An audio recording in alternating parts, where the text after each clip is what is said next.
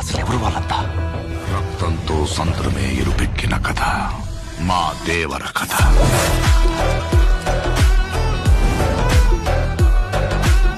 కాదు కూడదు అని మీరు మళ్ళీ ఆ ధైర్యాన్ని కూడగలితే ఆ ధైర్యాన్ని సంపే భయాన్నైతా. నువ్వున్నంత వరకు ఆడికి వాళ్ళయ్య రూపం వచ్చింది గాని రక్తం రాలేదే. పని మీద పోయినోడైతే పని అవ్వంగానే తిరిగి వస్తాడు. పంతం పట్టిపోయి ఉన్నాడు నీ కొడుకు.